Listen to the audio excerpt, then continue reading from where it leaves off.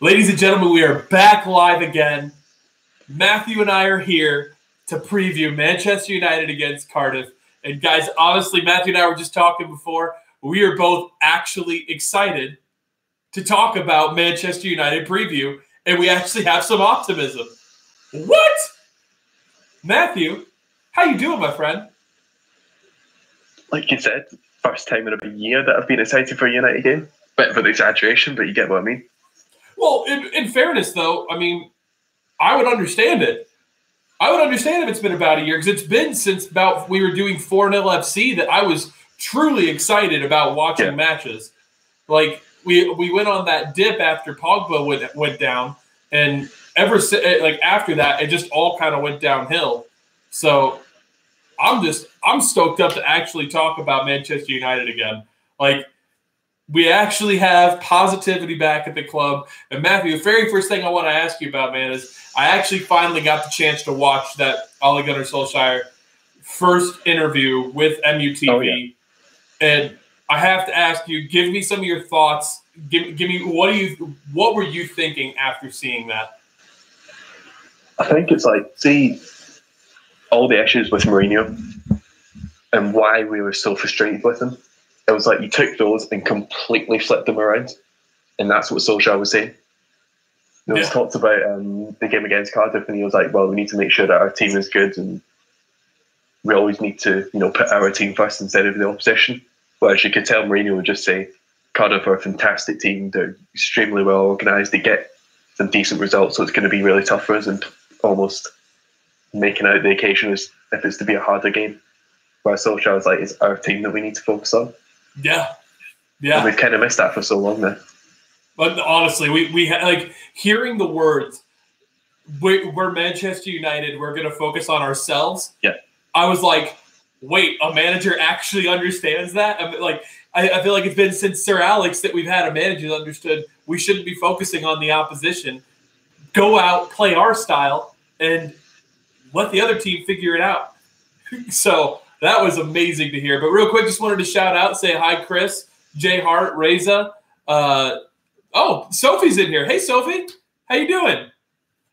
We, of course, got Jack Coleman here. But, guys, let's jump into this preview a little bit, because we have Ole Gunnar Solskjaer here. We don't really know what's going to happen tomorrow, in all honesty, because we don't know how he's going to line up the team. We don't know who he thinks is his best 11. I mean, based on his press conference today, I wouldn't be surprised to see a relatively standard 11. I'm just kind of making a prediction there, but I just wouldn't be surprised. But I am optimistic that he's going to change it up a bit. And thank you, Sophie. I really appreciate that. But I mean, Matthew, I mean, you saw. Did you see the pre-match press conference? Yeah, yeah. So I mean, seeing that, what are your thoughts on what Ollie's going to do and what he's going to bring to this match against Cardiff? Yes, I think most people are expecting, some people are kind of getting ahead of themselves, saying that there's going to be a lot of youth players here. It's going to be a completely different lineup, when in fact he himself said he's going to really kind of consult Carrick about it, or Carrick and McKenna, because they've obviously been with the club this season. So don't expect the biggest of changes when it comes to the lineup. One slight danger is the fact that Phil Jones is going to start, because I think the only two centre-backs who actually travelled to Cardiff were Jones and Lindelof. No, but Bailly did travel as well. Did he? Well, I mean, that's just messed up exactly what I was going to say, so yeah, whatever. So I do agree with you. I could see Jones starting, but I think that Bailly is the healthy centre-back. So I personally think he'll likely start. We'll get into starting lineups later, but yeah, a lot of people are talking about all the youth players starting and all that. One person I actually want to see back in the squad is Big Eric. Yeah. Because he barely played a minute since the Newcastle game. And to be fair, he chopped an absolute clanger in that match. But still, it doesn't warrant you getting benched for 2 months. No. Like, we were both there for that Newcastle game, and just it was not a good match for him. But not only for him to be subbed off and left on Scott McTominay as a center back, but then did not be given another chance for that long. Speaking of which, he's not in the squad. Yep. Back out. which honestly, I wouldn't be surprised to see him go on loan at this point, which we've talked about multiple times. I want to see Scott McTominay go out on loan because I want to see what he actually can be. I want to know because I don't, like we both said, we don't think that Scott McTominay is good enough for Manchester United. It's nothing against him. It's just what we've seen. But, I mean, Matthew, do you think that we might actually finally go see Scott McTominay go out on loan? I hope so. Like some people confuse not liking a player in terms of footballing ability to not liking him as a person. I'm pretty sure Scott McTominay's a nice guy and all that, but he's a rubbish, dead footballer.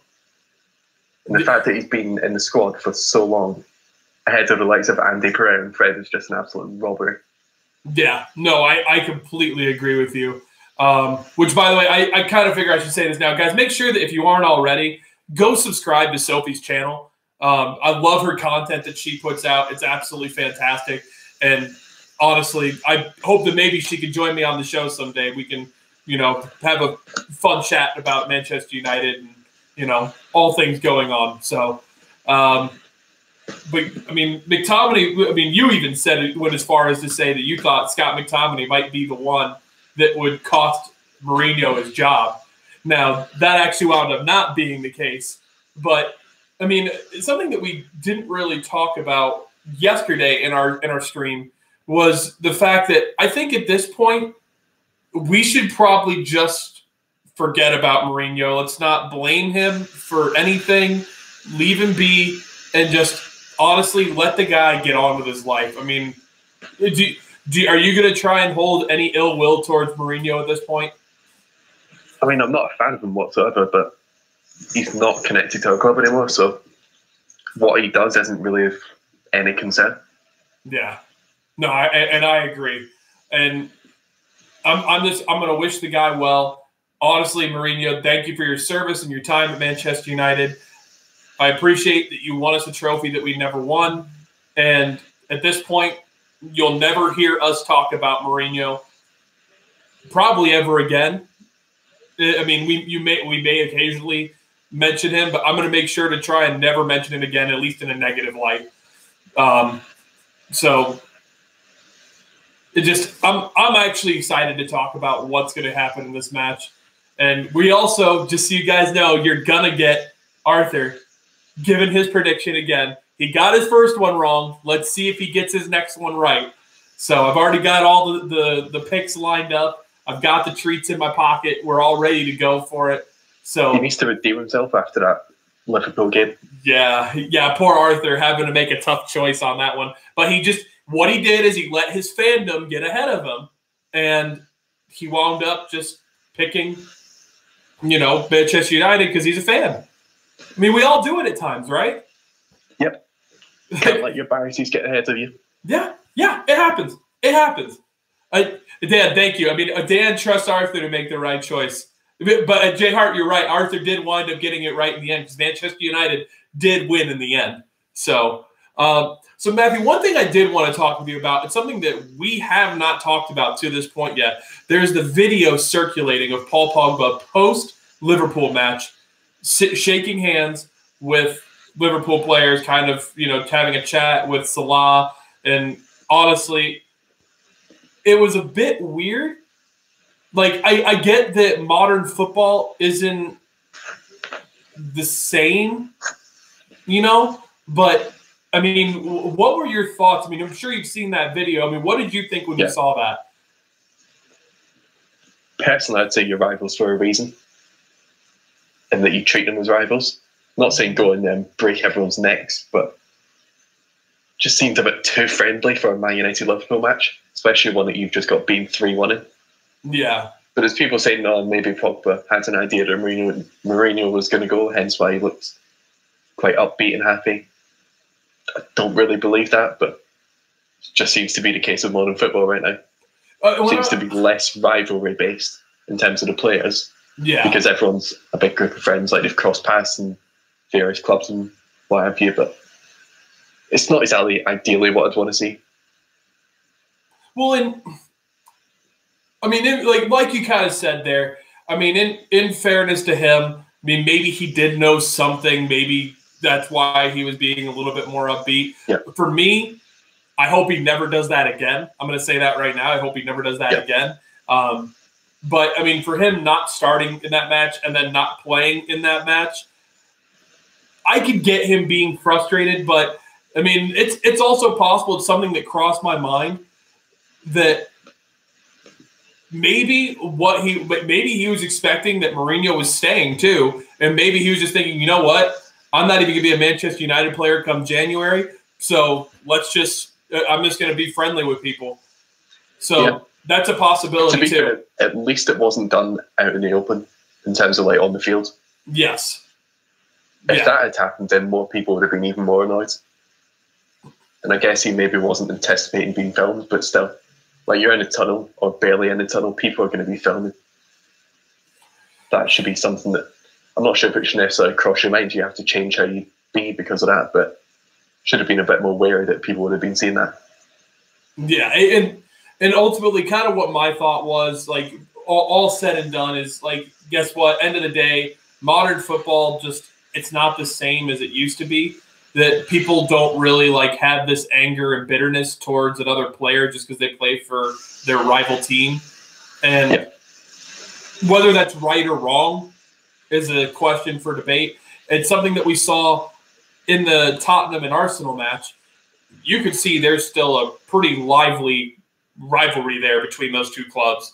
And that was the reason why it was so fun, is because they were going at each other pretty well. I ultimately don't think, and I don't know if you'll agree with me, Matthew, but I don't think that we will ever see the days again of Roy Keane going and breaking a guy's leg because he, played for a rival. I mean, I don't know if we'll ever see that again. But, end of the day, I don't know. It was weird with Pogba, but I'll just say I hope I never see him do it again. But Matthew, I mean, do you ever think we'll see the Roy Keanes of the world again that are going to basically, literally would be probably willing to kill someone from another club? Never. I think the only two players right now in football, there might be a few more, but these are the only ones that I can think of off the top of my head, who are still even somewhat comparable to Roy Keane, is Ander Herrera and Scott Brown. Both of those sort of Diego Costa maybe as well. It's still sort of if they're on the other team, you hate them. But if they're on your team, then you love them in the big games. Those kind of characters. But once they go and retire, then I don't think we'll see anyone like Roy Keane ever again. Which is a shame because it made the rivalries even 10 times better. Yeah. But it does. That's how it is, I guess. And rivalry matches are always fun. Yeah. And so I will say this. Jack Coleman did bring up Sergio Ramos, which that's another one that I could. Another one. Yeah, that he's pretty much ride or die for the club. Any guy's career because he injured him the year before. Roy Keane. Roy Keane is a bit psychotic. I will say that. I don't think that Roy Keane is all right up here in terms of when he was a player, and maybe even now as a commentator. But I think that. I think Sergio. I do think that Roy Keane is still somebody that I think he loves the club. But let's go ahead. Let's move on a little bit here. So I mean, Matthew, do you have any target men for Cardiff that you feel like we should be talking about? Right, they've got one guy, and I'm not just saying him because he came from the SPL. He's called Callum Patterson. Yep. He's a right back by trade, but has been made into Cardiff striker for the Premier League season. And he's actually somewhat scoring goals. I think they signed him originally in the Championship as a right back, but just wasn't that good defensively for the Championship. So they moved him into midfield because he was this big, strong physical presence. And he was good in the air as well. And then he did quite well there, so we kept him in the team. And then for the Premier League, their striker just went cutting it, so they thought, we'll just stick Patterson up front. And he actually does seem to be doing the job. Yeah. Which is just a weird transition in the space of a few years. No, and I agree. It is. It's a weird transition to go from right back to center forward. That is. We've seen a couple of strikers go back to defence, but the other way around just seems a bit weird because from your whole youth career, whatever, you've been playing as a defender, and it just seems strange to make such a transition in 3 years. Yeah, so I think he's the top scorer at the moment. He is. To be fair, it doesn't say much with Cardiff. The top scorer probably has like 3 goals. 4 goals. He does have 4 goals. Not for all. No, the not one thing that annoys me about him is the fact that he Fortnite dances when he scores. Or he does dances that are similar to that. And like I said in the United stand, if that's not motivation for us to go and hammer them, then I don't know what is. Yeah, I don't know either, Matthew. I don't know, but I mean, there are 3 guys that have scored, multiple goals for the team guaranteed, and that's Callum Patterson, Josh Murphy, who's got 3, and then Solbamba, who's got 2. There's Junior Hoyle as well, who got 2. Yeah, he got 2 goals. Yeah, so both almost absolutely identical. Which I think that that's so. What Chris Alley was mentioning Junior Hoyle, that he's somebody to watch. And then Dan Jones also mentioned Bobby Reed if he plays. I guess that he scored against us last year for Bristol. Yep. So both. I mean, thank you for that, guys. I appreciate that. I love being able to shout out anybody that you guys think are danger men. But just so you guys know, Cardiff this season had 4 wins, 2 draws, and 11 losses. They have 17 goals for and 33 against. So they're scoring 1 goal a game, and they're giving up almost 2 goals a game. So very, very interesting to see what's going to happen tomorrow, considering the fact that we have a new manager, we have new optimism, and I'm going to be interested to see not only how the team will line up in terms of the formation and whatnot, but just how much we're actually going to press and attack from the beginning of the game. Because it's not like Ollie's had a lot of time to work with the team so far. So we need a clean sheet like Ranieri needs pasta. That's pretty good. But I do think that ultimately there aren't Cardiff shouldn't trouble us that much. Cardiff also do play better at home. We talked about this in my Premier League preview, but I mean, Matthew, have you noticed Cardiff playing better at home? And just I think you're muted right now. Not muted anymore. Perfect. I think was it at Arsenal when just got beat 3-2. In terms of just got beat, I mean in terms of how the game went as opposed to recently. Yeah. Yeah, that was a tight game, so I remember seeing that. And I think they were at 2-2, and then Arsenal got a late winner. Yeah.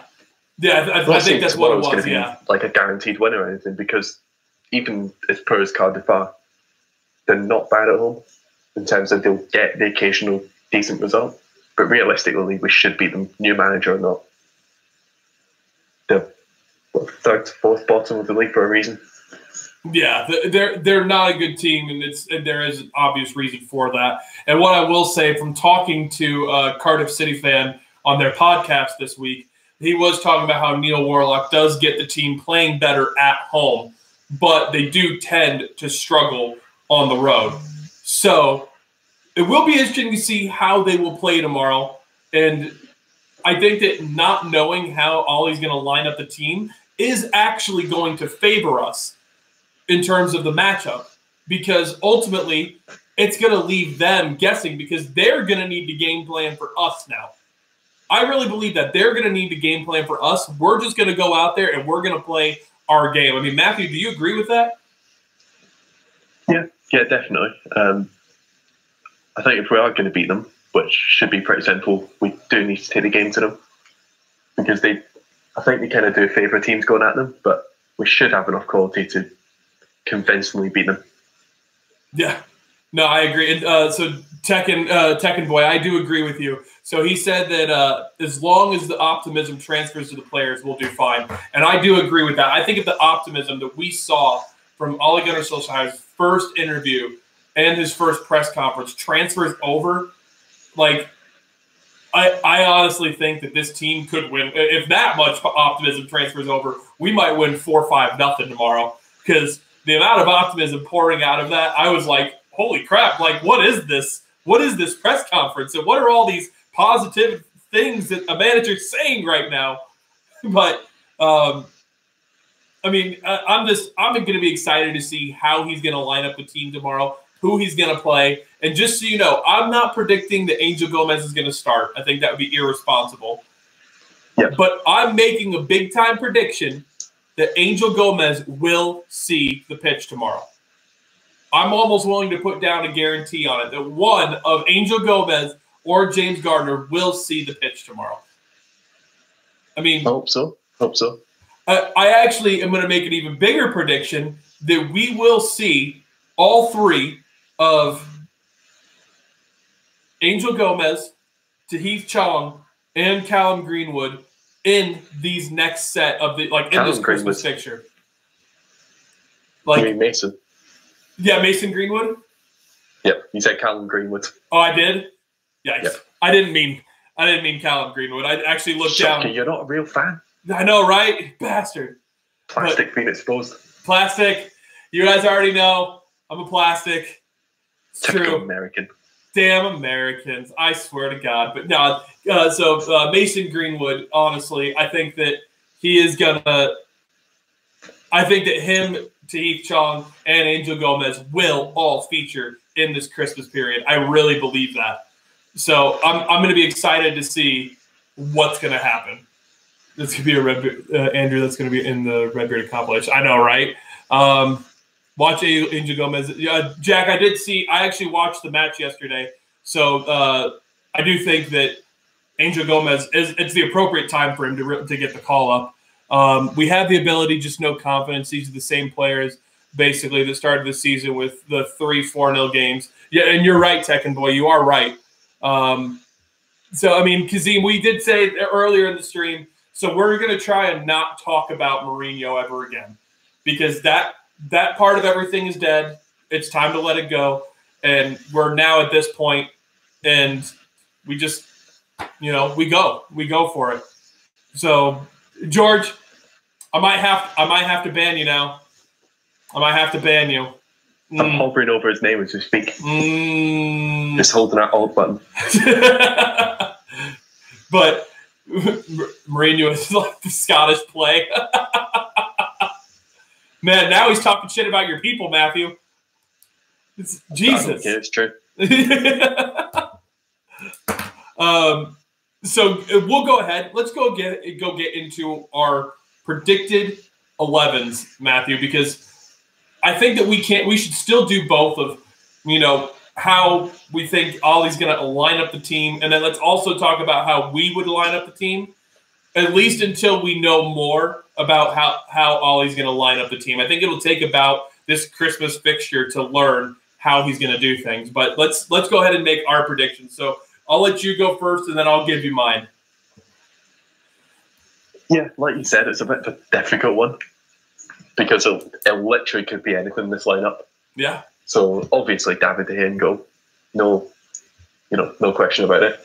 Right back, I'd hope to see Dillo.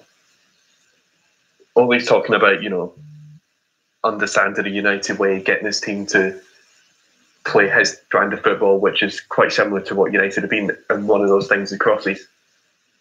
Surely, then, if he's all about the crosses and getting the ball into the box, he's going to start him over Valencia. There's rumours that Ashley Young might start. I've heard that there's rumours that he might be captain too. Yeah, I think that's where it kind of stemmed from. So he might be at left back, which ideally I wouldn't have him, but I'm not going to be too mad about it. Centre backs, I'm hoping to see Bay and Lindelof. Jones is an absolute last resort. Yeah. And then in midfield genuinely could be anyone. It could be a 4-man midfield, could be a 2-man midfield, could be a 3.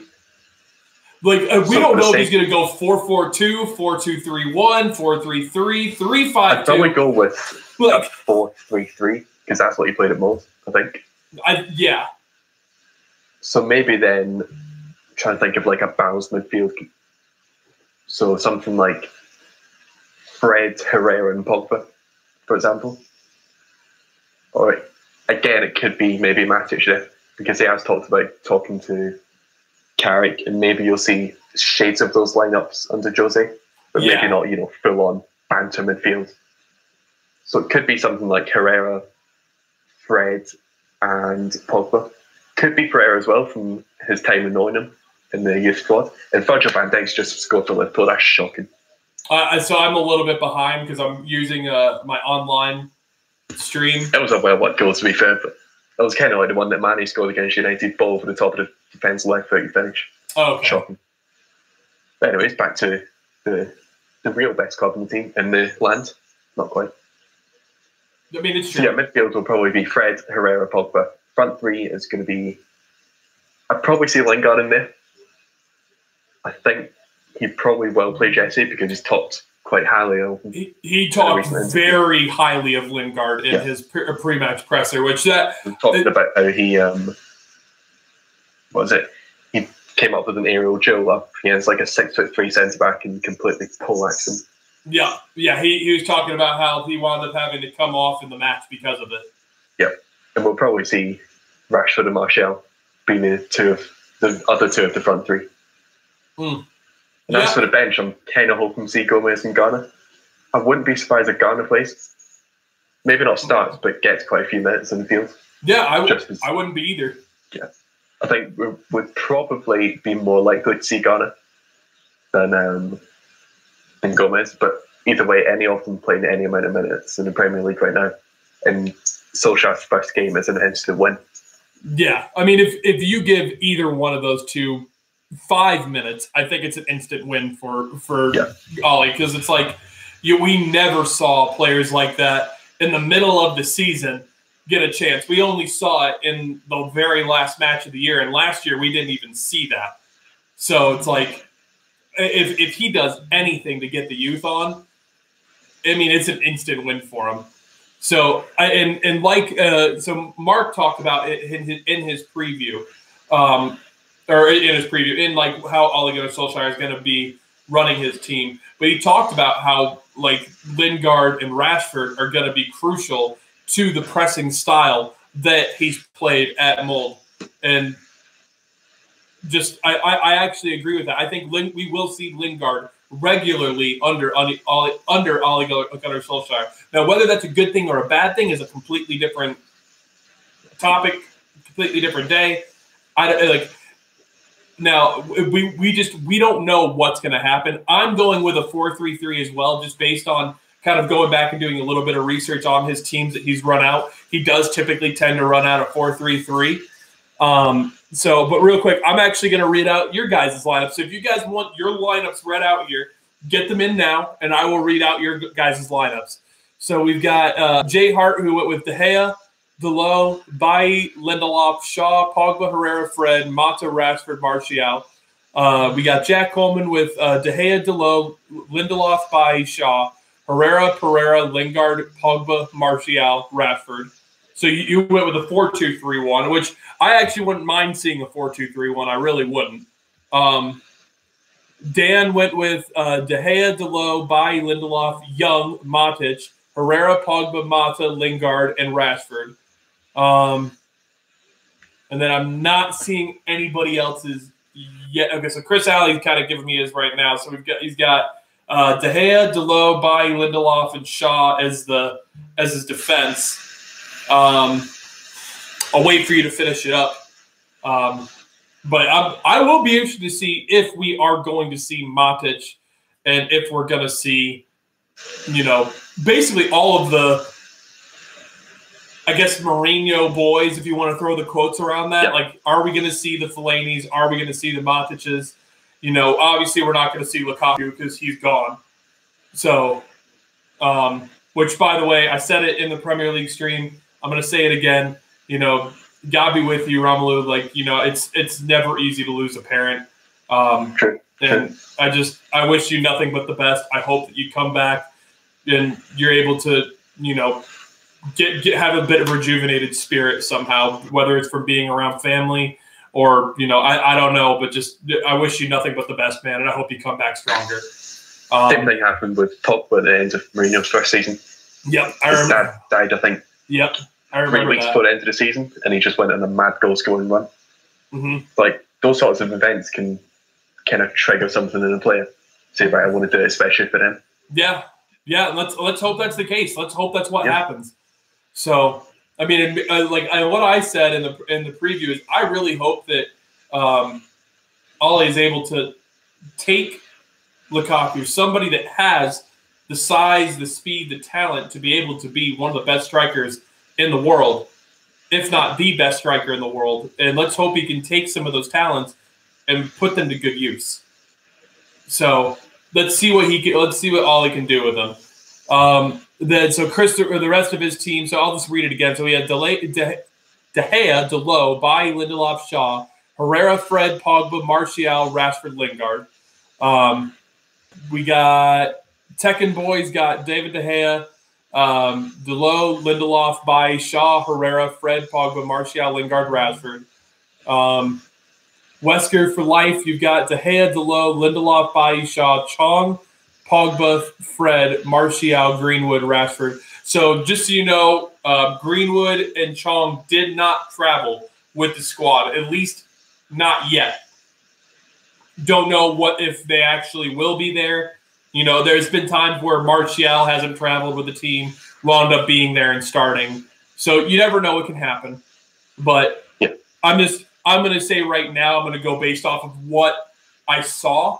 And what I saw, like from the lineup that I saw, you know, I love the meme lineup because he went with Grant, Darmian, Jones, Smalling, Young, Matic, McTominay, Lingard, Rashford, Mata, Fellaini. Well, it was all good until Darmian. Perfect. Listen, you put Lee Grant in. I mean, that's Ballon d'Or worthy. Like that's, I put a tweet saying 500 likes and I get a Lee Grant shirt. You guys, you heard it. I'm glad it's not. I'm glad it's only at 60 likes. So Liam, the match starts locally, if I remember correctly, at 10:30 Arizona time, which would be 5:30 UK. So give me 1 second. So yeah, it is 10:30 Arizona, which means 5:30 UK. Pancash, good to see you. But so let's go ahead. Let's go ahead. I'm going to give you guys my predicted lineup, which is actually the same as somebody else's that they put in here. So I went with De Gea in goal, obviously. Like Matthew was saying, I think the reason why Delo is going to play is because, you know, we talked about, like he talked about in his presser, in his very first interview, that he gets what Manchester United is about. And so I believe that Delo will play on Saturday. I really believe that. So we'll see Delo. We're going to get Bailly and Lindelof because, like you said, please just leave Jones on the bench. Please. Just the fact that he even is the one that's available makes me sad. But, you know, just please play Bailly and Lindelof because it would make so many fans happy. I believe we'll get Luke Shaw back.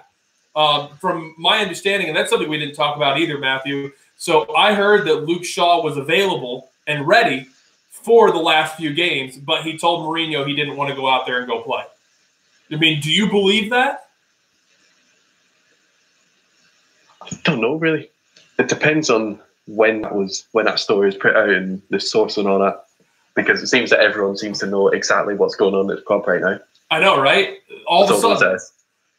But nobody knew Mourinho was going to get fired. Exactly. With that post from the Sun saying, what was it, Sanchez agreed like a bet or something with Marcus Rojo for 20 grand that Mourinho would get sacked. And he came out and was like, and then he came out and just absolutely BTFO'd them. Yes. Which is pretty funny because we all do that to the Sun on a daily basis. They're a scummy newspaper. Yeah, so I mean... And just consistently post fake news all over again. If I remember correctly, Matthew, it was the day of Mourinho's firing that I saw that news. So, I mean, apparently they got... This is what it was said. It's like apparently they got in an argument and... You know, I can believe it, but I don't know really, because this season we've seen Luke Shaw completely change in terms of his mentality. Yeah.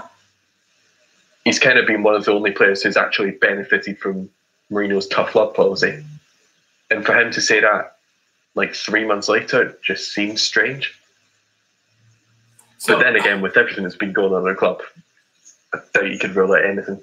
Yeah, I mean, and that's the thing is, like, I'm not ruling it out. I'm not saying it happened. I'm not saying it didn't happen. because ultimately it is weird that he all of a sudden just dropped out of the squad, even when he got, because we know he went out injured for one match. I expected him to be out for a couple of matches, but just all of a sudden him, not being, involved, it seems a little weird. So I would think that there's a possibility there might have been a rift again. So, but anyway, so I'm going to go through it again. So got De Gea, Delo, Bailly, Lindelof, Shaw as our defense. I'm going with a midfield 3. I'm going with Herrera as the CDM. I've got Fred and Pogba together in the midfield, with Pogba being the one that's truly going to play more forward and potentially could even be playing close to the 10 position. Then I think we will see Martial on the left, Lingard on the right, and Rashford up top. And that, to me, is going to be a fun lineup if we get to see that. Matthew and I's lineups weren't too much different. I just think that he had Young playing left back instead of Shaw. I mean, if I remember correctly, right, Matthew? Uh-oh, Matthew's muted again. Yeah, I started Young at left back. Don't even bring that up again. I've done it twice in one stream. Shocking. Listen, man, I've always got your back. You know it. So it's because I can hear the background noise in the backgrounds, obviously. Yeah, I know. We'll try and figure out what that is. Maybe we could buy you a new mic. That's it. 500 subs and I get a new mic. You know what? How about that? If you guys help me get to 500 subs, we'll get Matthew a new mic. Guaranteed. And Matthew will do face cam guaranteed. Ain't that right, Matthew? Yeah, I'll go with a new mic. No, face cam guaranteed. Yeah, sure. You heard it here first. 500 subs, you get the first ever face cam from Matthew. So that's, you know what? I'm actually even going to say that's 500 subs. We'll probably do another T-shirt giveaway. Now, when we get to 1,000, I will be giving away a jersey, a kit, whatever you want for whatever team of any sport throughout the world. Whatever you want, you get it. Can I get a kit of the Hungarian 3rd Division handball team? Yes. In that case. Oh, cool. Yes. You already know. But guys, so, I mean, I'm actually really excited to watch this match. So, Matthew, give me your score prediction and how you think this match is going to go. Right, score prediction. I'm going to be boring and say 2-0. I'm not expecting like a 5-1 win that some people are putting out. I think someone might be getting a little bit too ahead of themselves, but I'm not going to complain if that happens though. But yeah, like a kind of routine 2-0 win, start things off in a good way would be ideal. I would love just an easy 2-0 win. That would be amazing. Yeah. Which, by the way, I'll talk to him about that, George. We'll see if we can't get a Craig striptease, for 500 subs too. That might be a Twitter thing. We don't. I don't know if we can put that on YouTube. Though. I don't know. I don't think we can put that on YouTube. So, in all seriousness, though, it'll be amazing when we get to 500 subs, guys. I like. There's already big changes coming here in the near future for the channel. We're going to start doing thumbnails. I'm probably going to start working on getting some Streamlabs stuff going. That's stuff that I'm going to be talking with Matthew, Mr. Exclusive, Grotty Devil, people that know graphics and stuff like that. I'm just going to see what we could do to help improve the channel since we are growing. And we've been growing pretty steadily, which I'm so blessed to have you guys just helping grow the channel. And what you've done for me so far is absolutely amazing. So, guys, I'm going to predict Manchester United are going to win this game 2-1. With Cardiff playing so well at home, I will say that they will score a goal, but I think that we will get 2. I could even go as far as to say we might win this 3-1. So it will be interesting to see how this match will go. But guys, it's officially time for Arthur to make his picks. So let's get this going. Bubs, come to the chair. Come to the chair. Place. All right, now sit. So, all right, you see these? You got one there. And yes, they are Christmas treats. One there and one there. All right, Bubs, so you see all of the treats. Okay. Uh-oh. Go ahead. You can take one. Uh-oh. Arthur's going with a draw, guys. Oh, he's not hit it yet. He picked it up. I'm gonna say he picked it up. Arthur's going with a draw tomorrow. Here you go, Bubs. You can take this one now. And then you can take this one. Arthur might be the most hated man in all of the Red Bearded Red channel. Which is weird because he's not even a man. Yes. Well, he is. He is a man. Hated. He's that hated that he is a man. So, here you go, Bubs. Let's clean up a little bit. There you go. He's a good boy. All right, Bubs. You're okay. So, we'll see how Arthur does. I'm actually surprised that he went with the draw. You know, of all the treats to pick, you go with the middle one. But you never know. You never know. But that was pretty cute, Chris. He was pretty cute with taking that, wasn't he? So, but guys, we're gonna go ahead. We're gonna wrap it up. As always, Matthew's the homie. We're just gonna say that Matthew's amazing. I'm really proud of just the way that he's been able to finish up all of his schoolwork, and just to know that he's putting in so much hard work right now. Just Matthew, I can't say enough good words about you. So Matthew, go ahead and shout out everything. You already know it's already all in the description, but yeah. You know what? Tomorrow's going to be your first rest day in about 3 months, and it's going to be so good. Because even today I thought, oh yeah, I'm going to have a rest today, but no, I had to go to the print shop about 45 minutes away, which was stressful in itself. But yeah, I posted on Twitter a picture of one of my George Best prints that isn't on sale at the moment, but I'm putting them up maybe in the next couple of days. Same goes for the Ole Gunnar Solskjaer ones. So unfortunately, obviously, it's too late for Christmas, but still, later on in the year, early New Year, they'll be on the store sometime, and I'll be tweeting it out, of course. Well, I mean, people could always give a picture of what they're getting, you know? Yeah, true. So, Michael, he didn't vote Cardiff. He didn't pick it up, but he did basically pick up the draw. So, Arthur did go with a draw. He almost went Cardiff. But, yeah. But honestly, guys, Matthew's posters are amazing. His poster of which I did do your domain name that you purchased in the description below. But thanks. His posters should be here any time now, like literally any minute. So I'm hoping it's here today, because then we could actually change up the studio for tomorrow's review. So, but honestly, guys, I'm lucky to be able to have the people that I have in my life. Obviously this Cardiff game isn't exactly the most exciting games typically, but we get Manchester United against Cardiff, and we actually get to be excited about it because we have Ole Gunnar Solskjaer just here and being our manager.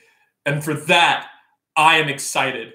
I'm excited to see how he's going to line up the team. I'm excited to see how things are going to go. You're all good, man. That's absolutely shocking. All you UK people, I swear your internet right now, just ugh, But just genuinely, guys, thank you so much for joining me. I'm going to do it now. I'm going to say it for the next few streams. Merry Christmas, Happy Holidays, whatever you're celebrating.